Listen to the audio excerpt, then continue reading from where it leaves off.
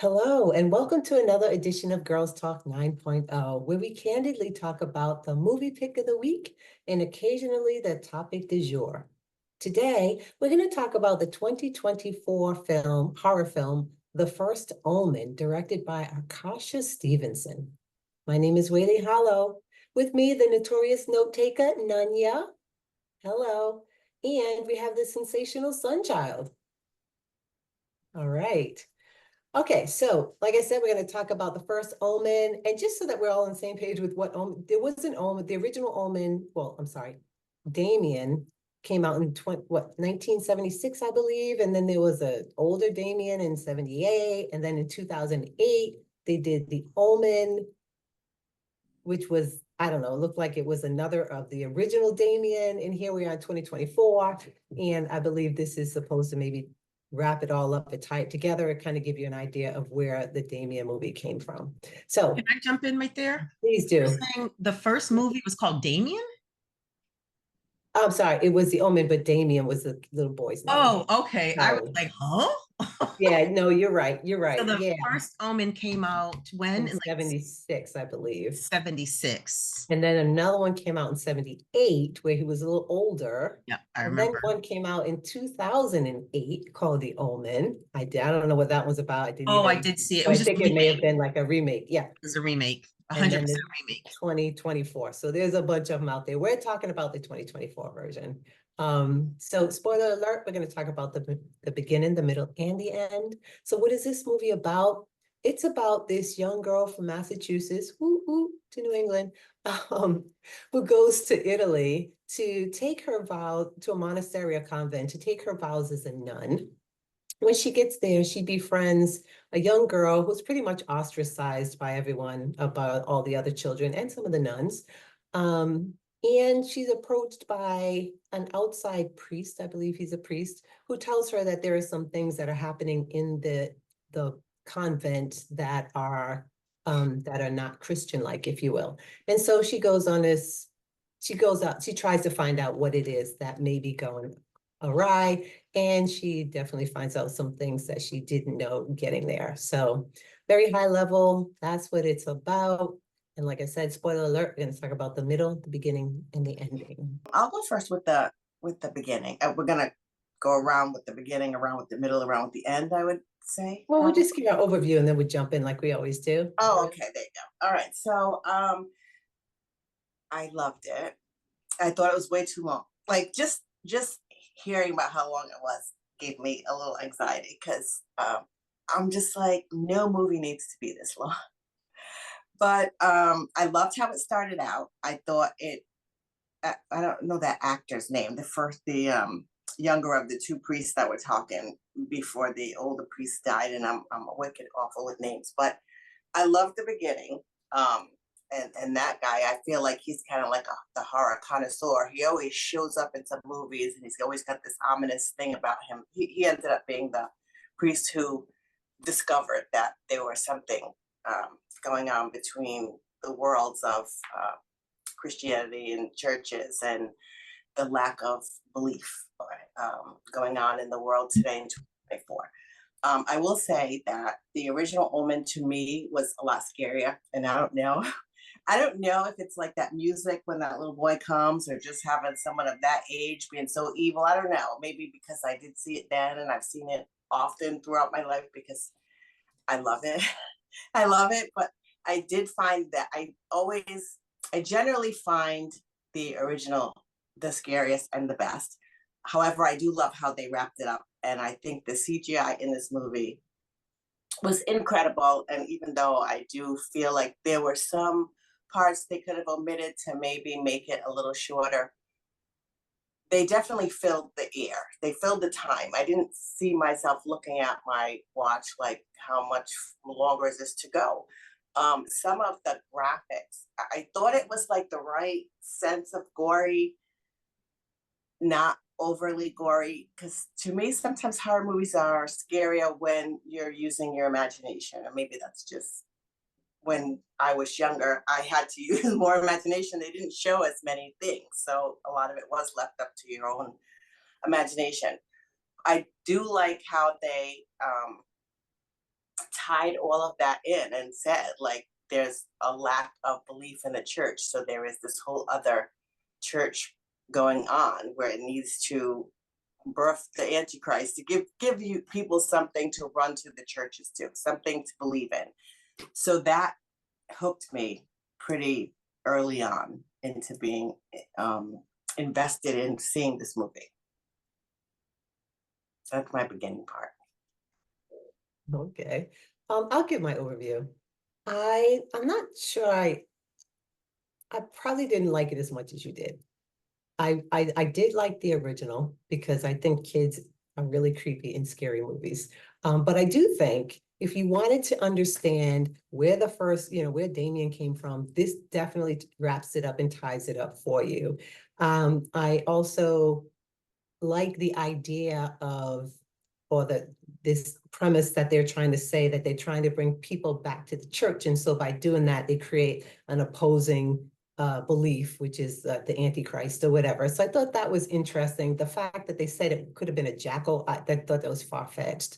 I do think that, the leading actress, she did a good job. I think I don't think, honestly, I felt like it spent too much time in the dark. The movie was very dark, and I don't mean dark as in sinister. I mean dark as in I can't see shit.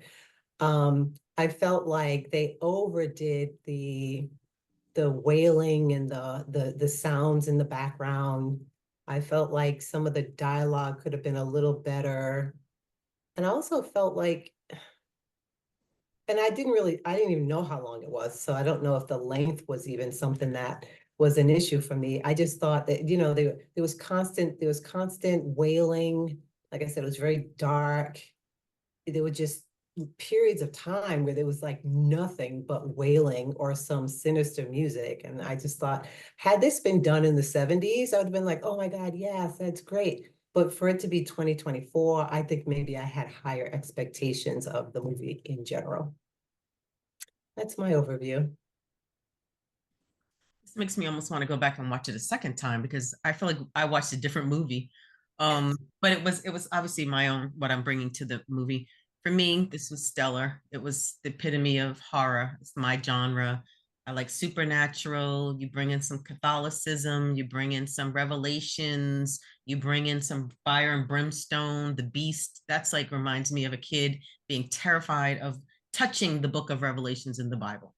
That's how like it was ingrained in my head about all those horrible things and constantly being afraid that somehow 666 was going to be associated with me. So this was a personal movie for me because it was really all of my childhood fears.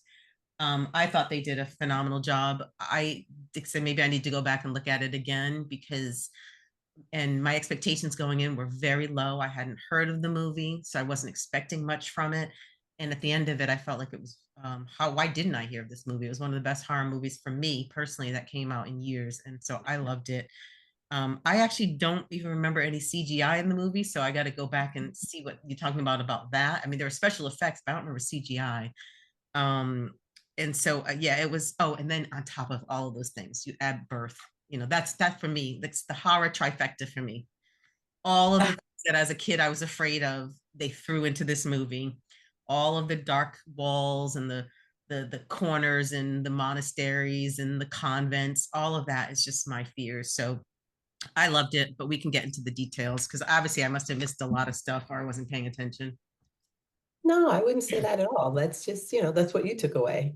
Let's talk about the opening scene, though. I really thought they did a great job with the opening scene. I liked the fact that, and at first I didn't realize they were in Italy, but I did like the fact that the priest was walking down the street. Everything was pretty much in black and white. And then you have this portrait of, maybe that's the Virgin Mary, I don't know, but this portrait of this woman that the workers are pulling up, probably to hang on a wall somewhere. And in it is the only place we actually see color. And then when they pull it up to the top and you notice that, when it cracks and you notice when the glass falls, you see, because the color in it was predominantly red. And when the glass falls, you see that the glasses were all the red pieces. You know what I mean? I thought, oh, that's so cool. Like it looked like blood falling from the sky almost. And then of course we see, the priest who gets hit and doesn't realize, or maybe he's so evil he doesn't even know he's hit. But I thought the opening scene was very well done. I agree. It reminded me of the opening scene in The Exorcist, another one of my childhood horrors, where it's all black and white. The priest is walking down the street. It's damp, it's rainy, and ultimately he gets impaled, or a priest. I don't even know if it wasn't the priest. A priest gets impaled. Right. I feel like, and I feel like we've seen kind of similar openings with the, but I loved it. Loved it. Yeah, I definitely loved it. I definitely loved it. I feel like it all was a great start to everything that happened after. I love the black and white, the cobblestone. I mean, you could tell, you weren't in Kansas anymore. You're definitely, closer to where the Pope is. And I do think maybe he was so evil he didn't know he was hit, but when he turned around, like that whole thing, I sat down, I'm like, okay, I'm gonna pay attention because it started out right from the rip, like good. Yeah. Yeah. It drew me in with the black and white, and like you said, glass falling, all the red pieces, it did look like blood raining from the sky, and him turning around, I was like, oh, I had to sit back, like, okay, let me focus because this is gonna be something special. And I was glad that it didn't disappoint me. It really didn't. I felt like the lead actress, I love that they chose her. She played her role so well. Like, she wasn't supposed to be like superstardom. They made her kind of like plain and like unassuming. She could have been, a schoolgirl. She could have been pretty much anything. She just blended in the crowd so well. But I felt like the role fit her perfectly, and she played it perfectly. So I have this question. Oh, I'm sorry. Were you I done? didn't know if I slammed her down or not or whatever. I just thought she was perfect for the role. She did a great job. Maybe you guys can answer this question for me. Is the convent a place for wayward women? Because I got the impression, I never thought that. I thought people who go to become a nun really believe and they want to, become a nun. But I felt like in this movie that it just sounded like they were just bringing in a bunch of wayward women and trying to not enforce them, but trying to steer them into becoming nuns. And I don't really know. And I was really kind of shocked when, and I don't know, maybe this happens in the nunnery, I don't know, where they were smoking and, not that they can't have fun, but they were jumping on the trampoline. Then you got the one girl who's gone out to clubs. I was just a little confused about, what's reality and what is, I what loved is, I loved it. I felt like that was probably how it was at a time where young girls didn't have a family, just how there's adoption agencies and a whole agency that cares for people who, until they come to the age of 18 and try to place them. I feel like before all that happened, this probably was what it was like, especially in Rome or Italy or whatever. They were in Rome, right? Were they in Rome? Yeah, Venice? they're not in. They're not in the middle of nowhere. They're right outside the Vatican. in the They are 70s. in the epicenter Right. of Catholicism. Right. So And I do feel like they tried to gear wayward women in that time. Like, they probably felt like there were two options, bad or good. So the more they have on the good side, the better. And look what their intention was. So who better to manipulate than young women who don't have any real grounding, real upbringing, I feel like they're more pliable, more able to be manipulated, and they need a place to be. But yeah, the smoking kind of blew my mind. I was like, they smoke? I didn't know that. Well, this is Italy. Again, this is Italy. This isn't the US convents. Right. And so, yeah, I don't think the smoking is considered the same worldwide as it is in the US. But I would just say, churches in general were always the refuge for homeless people, for orphans, for people who were kicked out of their families. And so I think that this is just part of the history of the church in general, certainly part of the history of the Catholic Church. And I think that, we're looking, was 1971 when it was a big deal still then in many places to have a child out of wedlock. And the only way to kind of overcome that was often to mysteriously go into some places, give birth, either keep the child, maybe not even keep the child, maybe the child stays and becomes an orphan of the church. So I think it's pretty. I think it's pretty common. Maybe not today, but certainly back in the 60s, 70s, and before, I think it's pretty common. And I think it's a good thing. I said, even now, you think of all the. I mean, I'm not a big fan of some of the missionary types, but they're always the orphanages. That's where you bring your cold, you're tired, you're hungry. You bring them to the church, and the church takes them in. And I don't think it's this. I want to take all these young girls and try to manipulate them. I think it's literally, where else are you going to go? This isn't 2024 where you have social services everywhere and you got phone numbers you can call and everybody's got to, let's see if I have a room for you.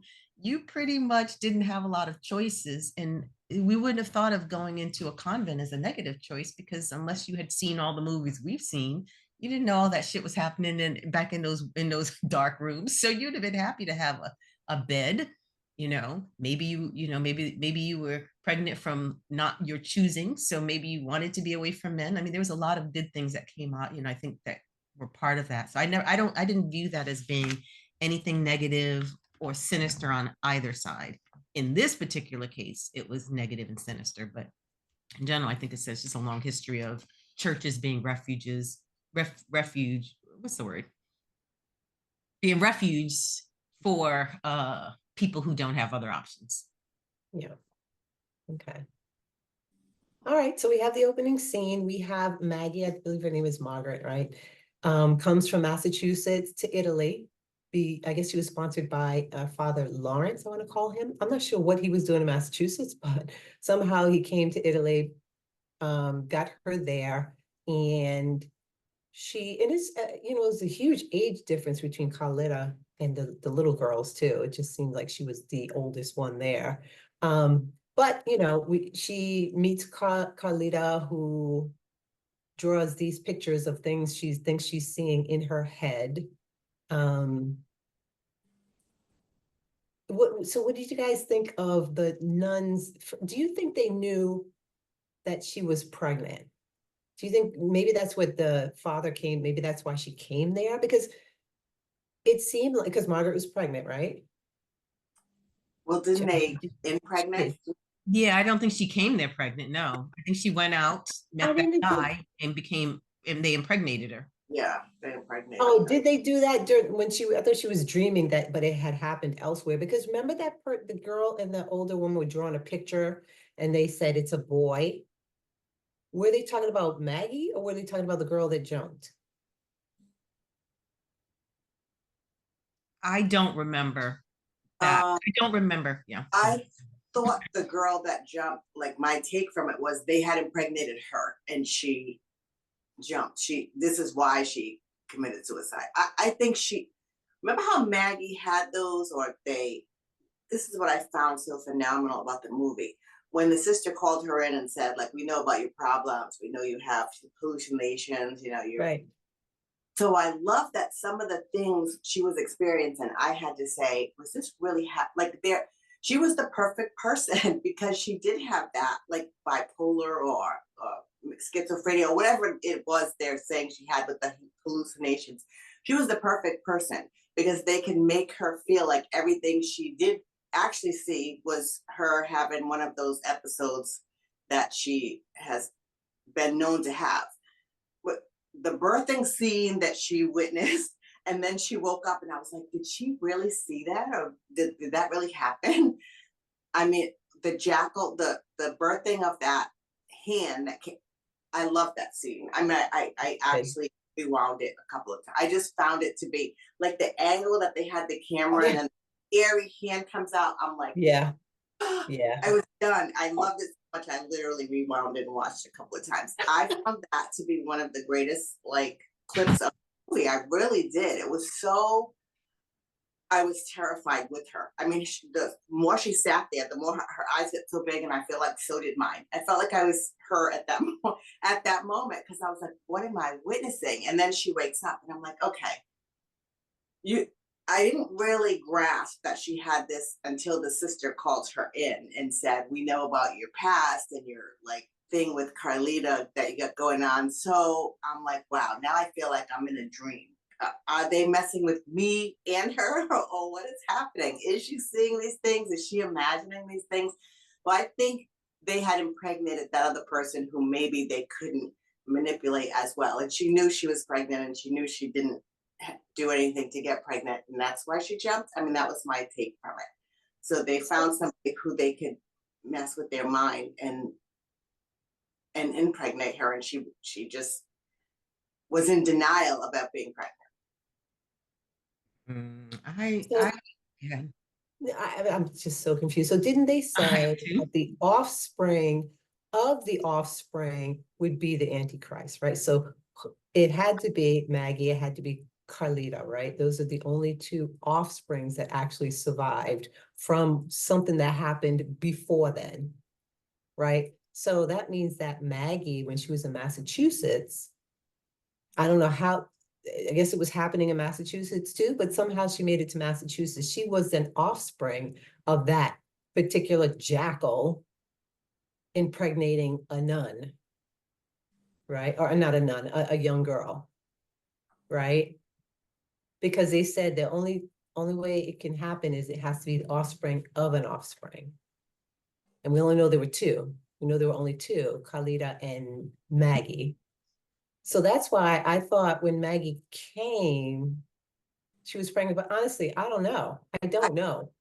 Like what the priest was trying to say when he was talking to her was like they were practicing this whole thing. They were practicing with other people before they actually got the offspring of the Antichrist. That's I don't remember what he said that made me believe that, but I believe that they were practicing creating this, doing this process because they still had their beliefs. So they were injecting them. They weren't really doing it the way normally a pregnancy would happen, correct? They were injecting them. Well, there was no way for They them were to, inseminating them. right, but there was no Oh, way for it to be any other way because what was going, what had a penis? But that's what I'm saying. What was this thing? Like what's Yeah. happening? Because we do know that they were, I don't want to say breeding, but that's why they kept Carlita, because we know she was an offspring, right? And then we also know that Margaret was an offspring. But does that mean that they were doing this same thing in Massachusetts? Because that's where she was. I don't know. I don't know. I don't know. I have a feeling we probably all should watch the movie again. Because I feel like this is this is the first time like none of us know what's going on. But Yeah. what I took away from it is this movement within the Vatican, this movement within this small group. I shouldn't say the Vatican, but the small group within the Vatican. These folks that were seeing the decline of the Catholic Church and panicked that people weren't paying attention to it. Who knows if it would make sense to me that they would have spread this message to many other convents, worldwide, right? So there probably were operatives worldwide who were working on this. I mean, we saw the pictures of the failed attempts at the babies, the deformed babies and all these other things. So that's the impression that I got. They knew though, from when Margaret was born, it's not like they found out later. When Margaret was born, she was already targeted. She had the 666 on her head. She just didn't. She was an offspring. Yes. Right. So all those things that she was seeing, it wasn't like they picked her because she's pliable. She was already chosen. Right. And they knew she was going to see things, just like they knew Carlita was going to see things, and all these other Skiana babies or whatever they were called. So that's what I took from it, was that it was. And because they had heard, okay, some convents said, yes, we successfully have a child with 666 on the head. They reached out to this little group in the Vatican, which is why he said, I've known you since birth, because he went immediately to Massachusetts. They kept her in seclusion until she was old enough to have a baby. That's when they brought her to Italy. That was my understanding of it. Although I'm definitely open to watching it again and trying to pick up these questions that we have, because I didn't know that she was pregnant prior. No, I don't think she was. I don't believe she was pregnant prior.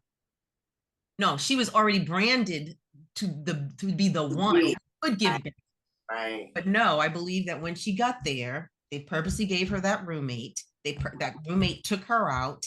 She Right. purposely got drunk because you remember that guy had a role. He was sent to impregnate her. Yeah, and he was. And that's why he ended up getting killed in the end. And that's why he ran from her when no, she didn't show up pregnant. She got pregnant there. And that's when I think, So you think he was lying when he said, I didn't know? Because I don't think he knew. he may He not never have. I mean, he may have impregnated been her. a pawn. He may have been a pawn like everyone else. I don't know. May have been a pawn. Yeah. Well, I know that is interesting when he was saying he didn't know. So maybe they told him afterwards, like, you're not going to have any part of, you may see her pregnant.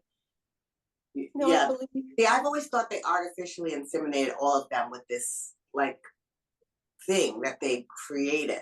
I didn't. Right? And It doesn't make sense, does it? grow it, I birth don't it. understand what they impregnated them with. Like evil? Like what is that? Is there a serum called evil? Maybe that's what they do. They impregnate them with an evil seed. That Yeah. would make sense to me, that they would take a seed that they think is evil and impregnate them with it. Basically, she's a surrogate mother. They have the devil in their little seed in their pod, and they implant the devil in her. But I don't know why any of that. Yeah, I mean, maybe she just How can we this one? born to birth an offspring, and they were just going to find like this random guy who, maybe just not being part of the church makes you evil to them. Or maybe it's just her growing it makes it evil because she has the mark. I feel like he had no idea. They were just out having a party. They happened to have sex. And then he noticed while he was pushing her hair back that there were sixes there. It's probably something that people think, oh my God, wherever you are, if you see 666, it's probably like the devil. I don't care who you are. Do you know what I mean? So he probably just saw it and was like, oh my God, I didn't know she was the devil. Right. That's it. It was just that simple. I think this was his only role. Yeah, I think they were, like I said, I think that all women obviously have seeds. We've had the seed since we were born. So I think she had the seed that could become the Antichrist. I don't know why he was chosen, but if you recall, he told her to look for the mark. He said he didn't know. And then he got slammed by the truck, right? Yeah. Right before He said he didn't know. So, yeah. Right. So he said, but he told her to look for the mark. So my guess is, he's just out there partying, thinking he's messing around with some nun, not aware that he is. Well, he didn't know she was a nun. Or whatever she was, although that he was inseminating that seed that was going to be the Antichrist. Right. I don't think he knew. Yeah, he didn't know until after, I think, like he said, messing with her. He's like, oh, man, stay away from me. Yes, exactly. And then she tears him apart. I was like, okay. So I'm just reading it rather than keep speculating. So this is what it says. Margaret locates the mark on her own scalp and suddenly remembers that she was forcefully impregnated in a satanic ritual the night she blacked out at the disco, which is what we thought. Wow. Huh. I didn't think a satanic ritual. I thought they were just high. They were just taking ecstasy or something. I didn't see anything satanic about it, but I think there were some things that it was alluded to. They didn't words alluded to the fact that these things happened. Yeah. So, I mean, her roommate was definitely a seed planted, plant to bring her out and bring her to this club and try to and make that happen. So Carlita was obviously Margaret's half sister. She also was brought to Rome, but she was too late. That's why she didn't do it. Yeah. Right. All right. Just make sure we're all on the same page. Yep. They were half sisters. Yep. By this whatever person, right? That's what I'm saying. I don't know how, but they were half sisters. Yeah. They got the same father, which is the devil. They couldn't have the same father because we just said the guy impregnated Margaret. We know he's not the devil, and we know he's not Khalida. So then, yes. This is all convoluted. So maybe it's probably somebody. Well, no, because no. What? Hold on. Yeah. They said Carlita and Margaret were the devil's spawns, and the devil was going to mate with their spawn. The devil was going to mate with them, not their spawn. Right, because they were the devil's spawn already. Correct. To mate with his spawn, right? He correct. Created, so that's correct. So that's how they're Correct. and We're then just trying to he- figure out who that he is that created those half sisters. yeah. Right. I mean, Which, it can't be the devil, like you said, because the whole point was that this is supposed to be some fake antichrist. If they were creating the antichrist, then why are we Right. having this conversation? But I don't know. It's I whatever, don't know either. whatever Yeah. thoughts. This is why I kept, these movies are just so their Yeah. beliefs are crazy to Right. me. To me, the idea, this part made no sense. Like everything, it maybe doesn't make intuitive sense to me, but I feel like it can be explained. That okay, fine, they prayed up some satanic ritual, they prayed up some sort of demon type of thing to create this. If you believe in that stuff, you believe in that stuff. But what didn't make sense to me was why did they think that the creating or giving birth to the Antichrist would make people go to church? Because my understanding when I was growing up and again, my very limited knowledge, because I used to avoid that whole chapter and a conversation to do with any of that stuff. But I thought the whole point was that we would not know the Antichrist. You won't recognize him. He will come from the church. He will seem like a good person. He will be handsome. So I'm like, how are you going to create the Antichrist? And then but suddenly the fear that you think you've created out in the world is going to drive people into the church. It's like, if you want to get people to go into the church, don't create the Antichrist, because the Antichrist is going to fool us all. We're going to think he's the second coming of Christ, and he's gonna be the devil. Does that make any sense? I felt like they felt he has the narcissism greater than. If they created it, then they could control it. I feel like okay, the narcissism of it all. They're going to create it. People are going to come to them and their church because they are going to have control over this thing that they created. But kind of like I a realize disease that you create, and then you have the serum or the cure, right? You create the disease, people come to you, you have the cure.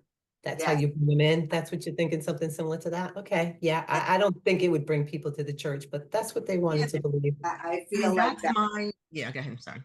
I'm sorry. That I just feel like having grown up in a church, I feel like that's the narcissistic side of it. We are all human. A lot of people go to church feeling like they're going to find this safe haven and this cure, but if they're still people, it's still a business, and they're still representing a church. But look at the Catholic Church now and how many people have gotten in trouble for it and the things they've gotten in trouble for, because we're still human. And not everyone goes into church to do the right thing. And reading the Bible is still perception. We can all read the same scripture and get something different out of it. It's still coming from like what you believe or what your heart allows you to think. So I do think there were a lot of loose parts in the movie, but was my take. They create it, they're going to be greater than, and they're going to be able to control it and lure people in that way, feeling like we can save you, we can help you, without saying we created this job. Yes, I think we're all saying the same thing, but yeah, like Whaley was saying, though, that doesn't explain why people would come in. Fine, right. You created it. We don't know who created it, but I thought the point of the Antichrist, the point of him wasn't that you would say, look, there's the Antichrist, everybody come into the church now. There's the Antichrist coming to the church. No, the Antichrist is going to come from the church. Right. So how are you attracting people? The people who go to the church are the same people who are going to keep going to the church. Why would they suddenly go to a church because there's a great pastor there? You know what I'm saying? But that's just me. I just don't understand that. Narcissism. That's the belief that they are, when he said the church has been separated by these people that have this belief that they need to bring some people in, obviously those people have become great, what they think is greater than God. They want to create a being. They're not holy people. They just want to have this control. And that's where the separation came from. When that priest was saying that there are a lot of good churches around, but there are some powerful people who have this belief that creating the Antichrist. I mean, technically, they are pretty much followers of the Antichrist. Why would you want to create evil? Why would you want to create evil? Yeah.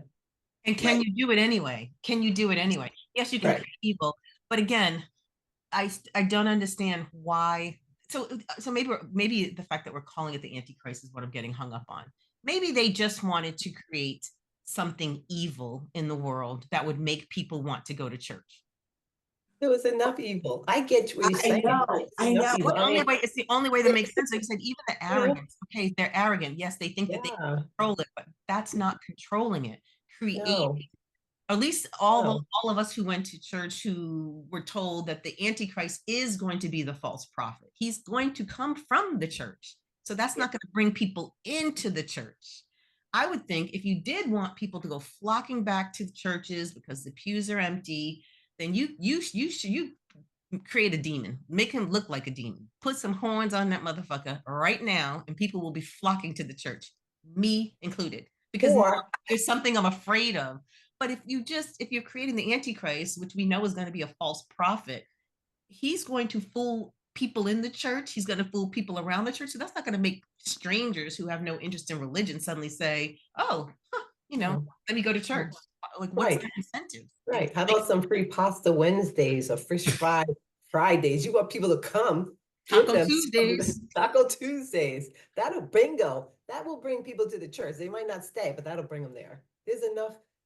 There are enough devils out there already, and people are not coming to the church. So just to Right. add more is not going to do the trick. But Unless Yeah. it is the ultimate devil, right? There's whatever devils that is. in the that was kind of me being facetious about if they look Yeah. like a devil.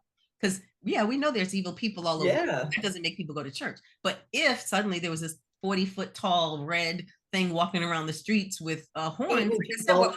Yeah. we are Yeah. We Right. might run to the church. stepping over each other to get to the church. We don't even Maybe. know if the church is going to help us, but we just are going to try. Right. Yeah. What year was that supposed to be?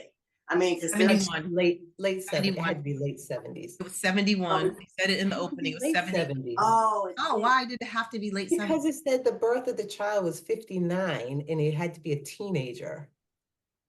Right. So that child would have been 12. And it was, yes. And she was, remember, Right. that was Carlita. She was too young.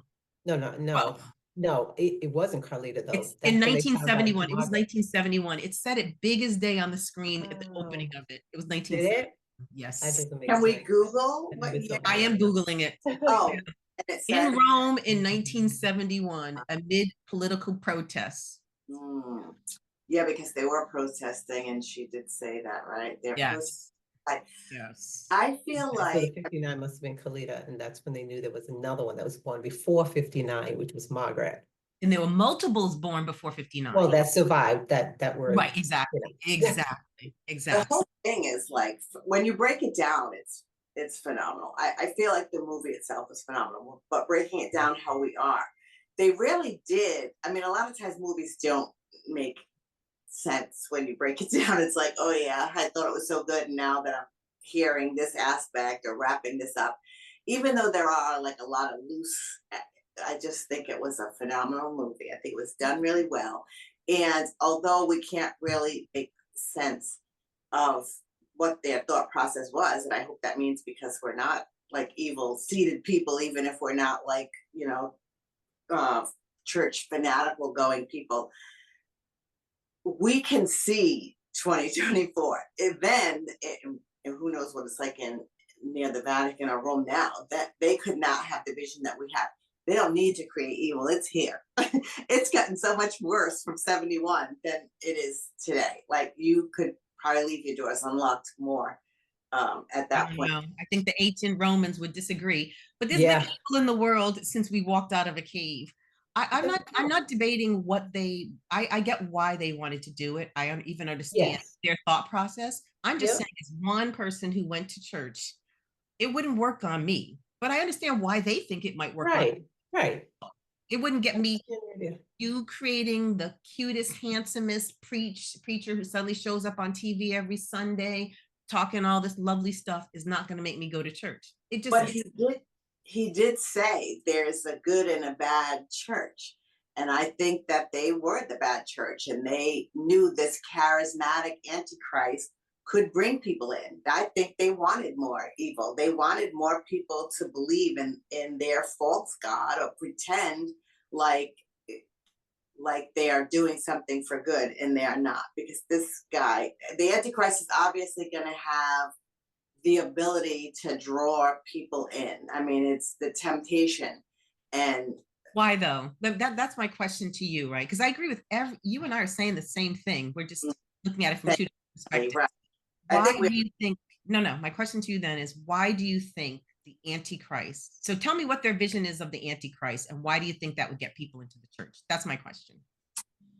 So the Bible says God wants us to have free will. Even in this new kingdom that's supposed to happen, we're still going to have free will. So there's still going to be evil there, because there are still going to be people who are born with this greater than, or I want you to have that ability to bring people in. At some point, I feel like here comes the human part, where you are suddenly greater than God. People are coming here to hear you and see you, not your message about somebody greater than. I think that they felt like they could bring people in for more evil. The Antichrist. How? Tell me, what is the characteristics? I get everything, all of that, right? I mean, some people could say you could turn on the TV today and spot the Antichrist, right? There's very flashy, attractive. When I say attractive, meaning their message is attractive. Right. Prophets out there who have humongous followings, who are almost billionaires practically, who are living the life, and probably, don't believe a word in the Bible. That exists. But my question to you is, what is this image then that they had of this? What were the specifics? Like, what is this person going to say and do that's going to bring people into the church? I mean, if we look at today's world, what is this person saying and doing to have this cult following that they may have now? That's my point. What's different than about all these fake evangelists on TV and the Antichrist? It's got to be some huge difference, right? Because yes, even the fake evangelists are bringing people into the church. Again, that's been happening since the day, we probably walked out of a cave. But it has to, for the church, you would think, to go through all of this, it's got to be a little bit more than, okay, let me just call up Joel Osteen in Texas and have him, come and rep us. They're thinking on a much higher level, and I'm just not sure what their vision was of what this Antichrist was going to be like, and how that was going to get people into the church. But, I'm not asking you to speak on their behalf. I just still don't understand it. And if you actually think of the movie, right, the Omen, when Damien was born, he was a kid, and he was like vicious. I mean, he's the type of kid you want to take behind the, corner and just smack the crap out of. And maybe he wasn't old enough, he wasn't grown into his own. Maybe they need to do a movie about that. But to tie this in, right, to see how this Antichrist would actually if it could bring people to the church. Because when you watch the Damien movies of him as he grows, there's nothing nice or charming or anything about the kid. He's blatantly evil. But he had people. Remember, the maid was all, he had other people helping him manipulate. And I don't know if that's what, like, the devil, brought to him. Remember, the maid looked out for him. That's why she came there in that 71 or 76 movie.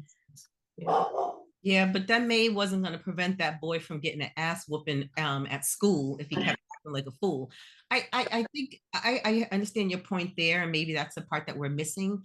And it's maybe, again, my interpretation of what I remember from Sunday school, and like I said, avoiding that chapter in the Bible. But I thought that the Antichrist was going to deceive us. And an evil person who is blatantly and obviously evil isn't going to deceive us into anything other than knowing what he is. So I thought that the whole point of the Antichrist is that we were going to be deceived by this false prophet who was going to come and claim he was the second coming of Christ, but he wouldn't be. And if you're going to come on this earth, 1971 is not that long ago.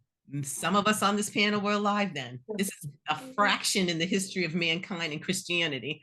But if you're going to come, right, and you're going to be mean, an asshole, a dick, everybody can tell that you're evil. I don't know how that's getting anybody into any church, unless the church is the church of evil, in which case, then why all the secrecy? Just do what you got to do, right? ain't nobody, nobody's in your rooms, checking what you're doing anyway. But it just didn't seem like the Antichrist, from my understanding of what it meant in the Bible, of how that person was going to come and fool us. That's what makes these type of movies so mystifying. That's what makes it so great, because people do flock to church for the better. And then they get, kind of wrapped into like going every Sunday and doing all A, B, and C. And they're so locked in that somebody changing the narrative or turning the narrative just a little bit each time, they're so locked in. I mean, at first, as somebody who has went, it's amazing to be older and not be in it and listen to people I know who are still so locked in. Their narrative is, you cannot visit other churches. You cannot, to me, that is kind of like evil. You're telling these people there's no free will in that. Where's the free will? Where's the free will to go explore and visit other churches because we're worshiping one God? But I mean, not all churches say that. Yeah. I mean, there's definitely, I think if you believe in there's evil in the world, and you know that there's evil in every church, every town, every hospital, every plane. course, There are of humans, there's going to be some evil. Of course. And we all know that there's zealots, Christian zealots, Muslim zealots, whatever religion, we all know that there are people who are going to be the ones who are going to interpret things to the most extreme. And so that, I think that's all. And I guess, that's what this group was in this church. And my point to them was, you're spending a lot of time, you better start polling people, because I don't think the survey is going to say we ain't buying it. So yeah, I think they believed it, but I think they were completely, like most zealots are, out of touch with how the regular people, think. Right. So that was, it just seemed like a lot of effort for nothing. It does. I gotta One of the things they said was, okay. Yeah. Oh. Can you hear her talking? Yes. Okay, let me let her out. Sorry. Okay. I feel like it's still kind of a lot of people go to church looking for guidance, looking for a leader, looking for help. These are not generally people who come already strong-willed. I think it's the perfect target to bring in the Antichrist. And, once you do have, I don't know if it was going to bring in more people or whatever, but even if you have 5 people and you convince these 5 people that this is the word, they may possibly go out and convince 5 more and 5 more and 5 more. And then you have a full congregation of people doing your will, not the Lord's will, not God's will. I mean, we're still human. Everyone starts to feel this level of power, and only some people can still remain humble and realize that you're speaking the word of God. You're not God. Right. But I think one of the things that they said in the movie, you talking about being out of touch. I think Nunez talked about being out of touch with, the certain genre or generation. One of the things they said was, the reason why we're bringing you is because you're young. These protesters are your age. Maybe you can help bring them into the fold. But yeah, I don't know what she would have told them, given I didn't feel like she was as religious as they thought she was anyway. Why would you say that? I felt like she was devoted.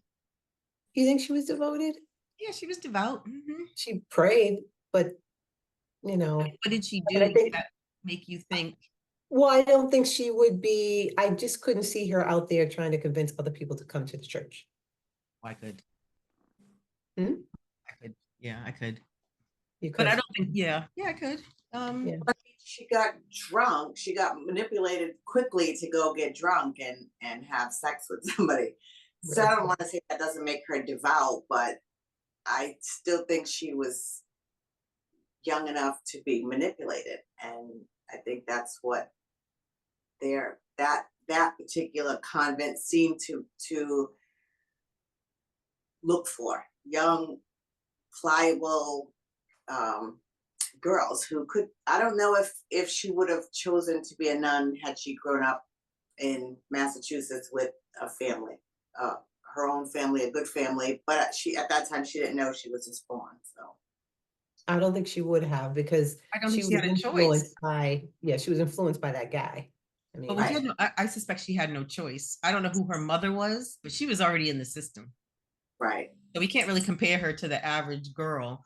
But if you in 1971, in the middle of the hippie movement, in the middle of the women's liberation empowerment movement, if you are choosing to devote your life to Christ, you are pretty devoted. I don't know what the standard has to be that it's like, come on, I ain't doing that. Nobody else is doing that. So you're devoted. I think we are literally being harsh on her to say she wasn't devoted. But just because you're devout doesn't mean, say, occasionally you don't have a drink, doesn't mean occasionally you don't love right, no somebody. one's perfect. Yeah, so I think she was extremely devoted. I think she had lived at that point in her mind a good life, right? She went there excited. She got there. The first thing she wanted to do was like try to figure out what's going on with this girl. Let me try to help her. Like she was into it. She definitely was into it. That's the impression I got anyway. I think she had a bond with her that she didn't realize that she had because they're both spawns. I think she didn't realize her own interest in her was because they had that likeness. I do think she maybe came to the church to fight, what she inherited of her, like not that wasn't of her choosing.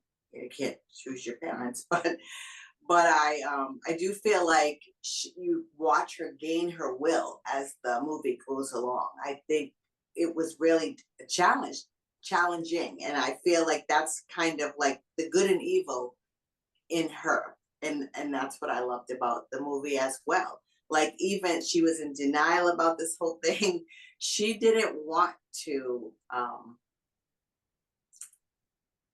She didn't want the power that those 3 6s and being that spawn could give her. The way this church wanted this power over people, whether it be for good or evil, boring this antichrist that seems like a powerful thing to want to do, and then draw people in. She could have easily said, "This is my father. This is my lineage. Let me just roll with it, and we can get all the gold or whatever people feel they get when they're leaders of this good and bad world," because they felt like they would be in control of people. She didn't want that. She didn't no, want and I don't think most of them did. My guess is she went there innocent, thinking, "Oh, I'm going to a church To do in your Rome, vows. yeah, to do my vows. I'm very devout." When she got there, she saw people who weren't devout. Right. And so and she was shocked by that. Like, wait a minute, how are you not devout? Everybody I've ever known in the church has been devout. And she meets this small group and she's like, what's going on? So she has a brain. And I'd like to think that most people plucked from convents and sent there would have had the same thoughts. But hers was complicated by the fact that she couldn't just walk away because they weren't going to let her walk away. She was part of their plans. And so because she immediately started trying to figure out a way out, right? I mean, she talked to that other little young priest, and she was like, something here is not right. Then he takes her to the other priests. The whole time, she's not doubting anything to do with Christianity. She's not doubting her faith. She knows that it has nothing to do with this, with her faith. It has to do with these evil people in the church. And I think that was her focus. And I think that's why she stood up. And I was glad that she did. Do you want to talk about the end where, she had to make Yes, the twins. Yeah, I want to know. So I thought it was really nice that her sister Khalida, and the baby girl were all together. I want to know, I'm trying to think of those movies. Did they ever mention his twin sister? I don't think so. I don't think so. Because that, I mean, that could go somewhere, right? You've got good, I don't know if she's considered good, but maybe I'm assuming she's raised by her mom who has a good heart, good against evil. That could be something. Do you know what I mean? That could be a great follow up to this movie. 20 years Yeah. from now, yeah, the good girl takes on the evil. Because we never know what happened with Damien. My understanding was if he's trying to fool me, he better start acting right immediately. He acted like a He'd be fool, tripping people in the playground and throwing them off bridges. Nothing staring all about that. hard all the time. That old lady ain't gonna live forever. What happens when she dies? Yeah, Right. catch me outside. Exactly. So Yep. Yep. But I feel that would like be phenomenal to watch. they Yeah. always lead us to believe that he can morph into someone else. Just I mean, an I evil person. He's love still, unless you want to believe this whole jackal, right? Unless he turns and starts growing horns, he's just a human, just right? So all he Just can morph into is an evil person or a good person. I mean, there's nothing in between, right? right. Yeah, I think about The Devil's Advocate with Al Pacino. I mean, he had a lot of people under his control and looking out for him, and nobody realized for the longest time that he, in fact, was like representing the devil. Now, was he like a spawn or a jackal, or was he just an evil person?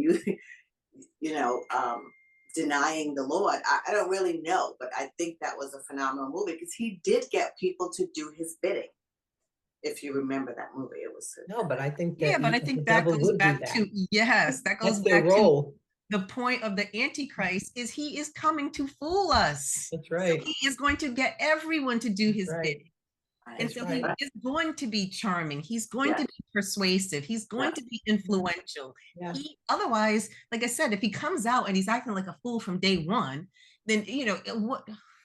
So yes, I think that's implicit is the fact that he's a false prophet, and we all know that smoke and mirrors. These people, we see false prophets in the church every day. They're good at influencing people. They're good at getting constituents behind them. Look at Bob Jones or whatever his name was that had all those poor people in Guyana killing themselves. I mean, Drinking the so juice. many drinking the Jesus juice. Exactly. Yeah. Throughout history, there's so many examples. I mean, even Charles Manson, who was not necessarily, he obviously wasn't in a church, but look at the people that he got to follow him and do whatever he wanted. I mean, he was definitely Look at Hitler. This evil. Hitler. Oh my God. Who is this surprising? Like, that's what I'm saying. I just, I don't. I just think, That was my point. Like, why do you have to go through all this to create the Antichrist? Just go find Hitler number 2. There's a ton out there. That's what I'm saying. yeah, There's a you ton out don't have to, but I think that was the narcissist. They wanted control. They wanted to create it so that they can control it, so that they can get it to do like what they want, or so they think. I mean, but what could they want that the Antichrist himself didn't want? What could they want that was inconsistent with what the Bible had already predicted when the Antichrist would come, right? Because they're basically, it's not them just being narcissistic.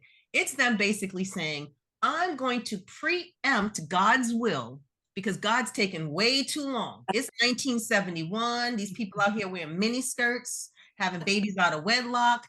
Lord, we can't wait any longer. We've been here all of 47 years on this earth. We can't wait another minute. So you better come and do this, but we're going to preempt it.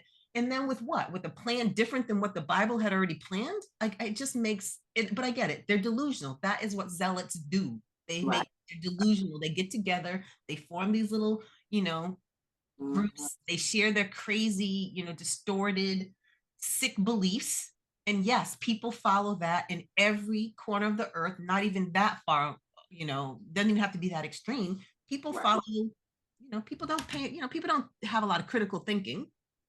This is true. And so, I love that we're breaking down the movie in that way, and I hope people can appreciate that. But ultimately, it is a great movie. It is a great movie. I really thought it was. I did feel like I felt like the 2 hours went by really fast. I don't normally like to, especially horror movies. I'm feeling like you can wrap it up in like an hour and a half, and that's good. I don't feel like there was ever really a boring moment. Everything led to something else. I really enjoyed watching just the smallest things. Her sitting in the room, the curtains blowing, and then the habit that was laying there turning into that nun scared me out of my wits.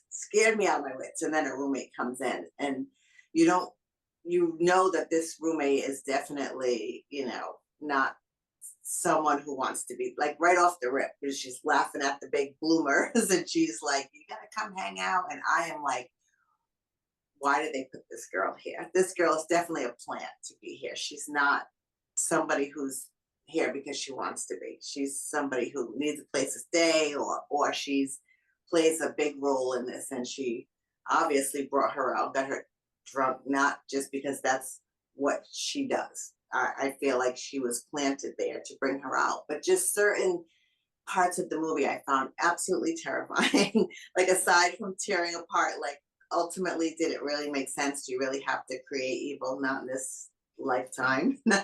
Hopefully, in somebody's lifetime, they'll see a world that's more good than evil. Unfortunately, that's not the world I've experienced in 71 or now. But I thought it was a great movie. I thought it did explain, Damien is terrifying to me. I still am like, it's one of the most scariest things to me ever. Rosemary's Baby is kind of up there too, but something about older movies where they didn't have all the graphics and it was really your imagination to me are the scariest. And that when Damien's coming in the room getting ready to do something, I'm always terrified. I have to turn the lights on. I'm scared to death. I did like that Father Brennan did try to get her out of the situation. They were going to go and have her, have an abortion or whatever, somehow get rid of the evil spirit. And unfortunately, they got into a car accident. It was odd that just those two died and she didn't. But when she got out of the car and she was convulsing and that was phenomenal. She just became pregnant like in no time. She did a really, really good job with that. I thought all of the acting was top notch. Again, I thought the movie was brilliant. One of you said that there was CGI. What CGI was in this movie? Maybe I'm using the wrong term. You mean special effects? Yeah, I just special effects. I think I get the terminology mixed up. The special effects, especially when was she imagining the birth of that hand coming out, or was that actually them practicing on other people? I still don't know, because of the nun saying, we know about your hallucinations and your wild imagination. Did she have a wild imagination, or were they trying to convince her that she did? Trying to convince her that things she was seeing and hearing wasn't true. Even when she was talking to Carlita, like, has anybody ever done anything to you? And Carlita runs in the corner, and when the curtain is blowing and she sees a hand and she sees this like evil person, I am thinking to myself, is that something that's inside Carlita that she's trying to show her that, she does have somebody watching over her, and this person that's a part of her is not a good person. I guess that special effects, the whole special effects of it all, I felt like was not overdone, and it was done. I jumped more times in this movie than a little bit. I really did. I do agree. I think when they did the special effects, they were phenomenal. I think they want you to believe that whatever is in Margaret and Carlita is what's giving them these visions or whatever. They want you to believe that that's why they're seeing these visions, because obviously neither one of them were pregnant at the time. So somehow whatever is in them is kind of their DNA. It's in their DNA. Yeah. That's what I thought as well. I was just looking up the actress, Nell Tiger. What is her name? Nell Tiger Free. That's her name, Nell Tiger Free. Nell is her first name. Yep. Middle name Tiger, Tiger. Last name Free. Wow, what a great name. Great name. And yeah, I thought she did a stunning job. I mean, her face was meant for this. I love movies where they find actors and actresses who have very expressive and unique faces. And then you take that and you add it to what I thought was a stellar script. I loved, to your point, how they just explained the prequel, like what happened before, how did we get to all of this? To me, it all made sense. It makes me more excited about seeing, other chapters if they are to come out. But I thought she did a phenomenal job. Her face was made for that role, as well as all the other ones, all the other women, her roommate, the one who went crazy, Carlita, and the men, all the men's faces, just amazingly, good faces. The nuns, to me, I'm like, these are real nuns. I just felt like they were real. They just really played their role so well. Yeah, she did a good job, and she's very young. That all of the nuns were in on it? No, I don't think so. No? I think he made a point to point out the different, there's a group of people who believe and all that. Like, I always go back to that, because when he said that, I was trying to figure out who is in on it and who is not. Are we just seeing the people who are in on it? Are there other people? There had to be other people in scenes that had no clue what this group of people had intended. Going in here. And Right. I really liked it. I really enjoyed it. I definitely will watch it again and try to see if I missed something. Yeah, I definitely would watch it again. I I really, like I said, I really want to know what happened to the daughter. They may have said You her mean name. the No, son? no, the daughter. We know Mm. what happened to the son. Her name was, it's close to Damon, but it's not. Oh, I can't they remember. said the baby's name? I believe they said it was something with a D. I'm not sure. Maybe I was just, I thought I heard that, but she was cute. The little girl was so cute. But, and then somehow Father Brennan found them, went to the house and said, they know you're alive. They're gonna come get you. And so I assume that because, I don't know how much I believe, but they're twins. Maybe they have that connection, not to mention they're both the offspring of an offspring. So probably Damien and his twin sister probably have a connection that will automatically bring them together because weird stuff happens with these kids anyway. Right. Because they're an offspring of this quote, evil sperm, whatever it is. Right. Whatever it is. What do you guys think of? Because I had never, I'm curious about the director, Akasha Stevens. Natasha, I've never heard of her before, but I do believe like I said, I think there was too many dark scenes, meaning it was almost pitch black and all you heard was a bunch of whispering. There was a whole lot of whispering, which I thought was overdone. And I thought some of the ominous music was overdone. So, I would say maybe take some of that out of it because I just thought it was just too much. And I usually am super sensitive to that, but I didn't feel it in this movie any more than I felt like it was long. But I also saw it on a plane. And Oh. I was, from the minute it came out, my attention was, it held my attention the whole time. And I probably needed all those, loud noises to kind of keep me focused, given the, what was happening in the background. But I'm looking at this Akasha Stevenson because this is, I don't know if she's done any other movies or. Oh, this is interesting. I don't think she's done any other movies. Oh, well, then kudos to her if this was her first one. Yeah, that's what I'm thinking. This is a pretty Took on a big movie for sure, and she did a good job. and I think maybe we should do the original Omen, maybe, or something from the First 70s. one. Yeah, maybe the first one, or Well, I say the first one. We just did the first one, but you know what I mean? The like real first one. the original one for The original. Right. Yeah, when Damon was a boy. right. Yeah, I don't remember anything like great about the follow-up one with him as a teenager. I don't even think I was knew there there was any one. movie about him as a teenager? The next one was supposedly he was, yeah, I saw it was like 1978 maybe. He was a Yeah. little older. He was a little older, but he was like He looked 10. like he was, no, he looked like it with the two boys in the picture. He looked like he was maybe a teenager, maybe around the same age as her, 13, 12, 13, 14. Yeah, 12, 10, 12. Yeah. But I didn't get like, No, not 10. not 10, but he wasn't driving. Was he driving? I just saw a picture. They were walking. They looked like two teenage boys. But This is the one again, that I came don't out know. in 1978, you said? Yeah, I think it was 78. And like I said, I didn't even know that existed. And then I didn't know there was another one in 2008. And who knows?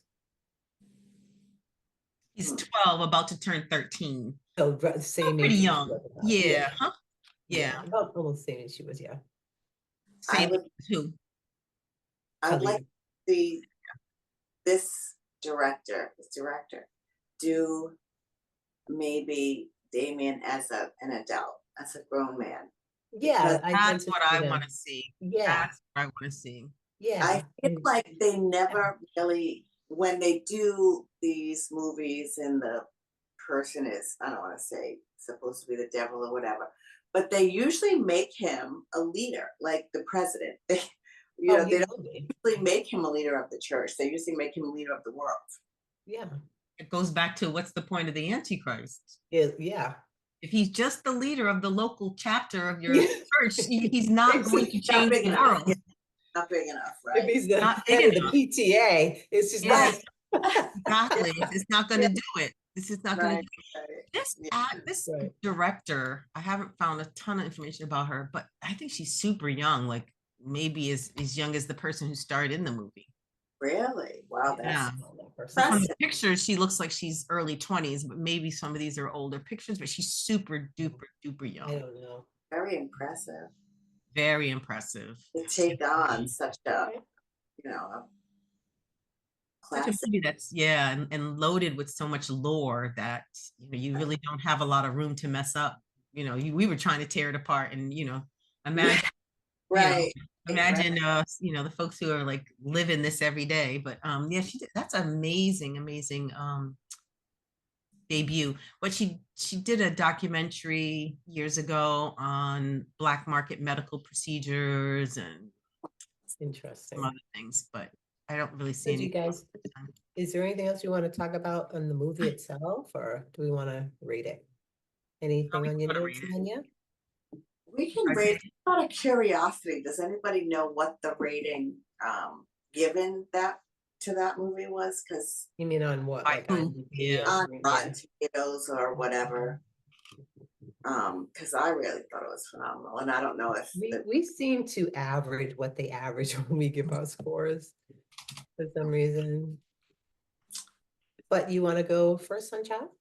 I don't want to give it a 5, but I want to say I'll give it a 4.75. Wow, 4.75. Okay, Yeah. that's I awesome. say that. I will say that because I thought the acting on everyone's part was great, and like I said, I was turned off by the length of the movie, and then I found myself never looking at the clock because it just kept going. There was something in every scene for me. The acting was great, and although we can, debate religion, which is probably something everyone can do, watching it be a horror movie, it did everything I wanted it to do. And like Nanya said, it had all the aspects of horror for me. Religion and the Book of Revelations is always horrifying. The jackal is horrifying. The thought process that, these things evil does exist, and people do try to get other people to follow their Yeah. belief and turn other people away from the church and more to them. It's a very real concept, and I really loved it. I loved everything about it. Awesome. Well, I'll go next. I didn't like it as much as you guys did, regardless. I'm gonna give it a 2.75. I do think the acting was phenomenal, but there were just so many holes in it for me and too many areas that just took my attention away from maybe the intent of the film. There were some good concepts. I'll give them that as well. For me, it was a 5, and I think it's the first 5 I've given on this show. To me, it was the best scary movie that I've seen since probably The Conjuring. But this is my genre. This is the stuff that I like. I thought it was extremely well executed. I thought the plot was great. I loved all of the acting. I loved the imagery. I thought it was terrifying. There were plenty of moments in that movie where I jumped. I just thought it was very effective all around. That's amazing. That's amazing. All right, ladies. Well, thank you guys for joining us again. We hope to see you next time. It's Girls Talk. I'm Willie Hollow. That's Nanya. And this is Sunchild. See you soon. Bye, guys. Bye.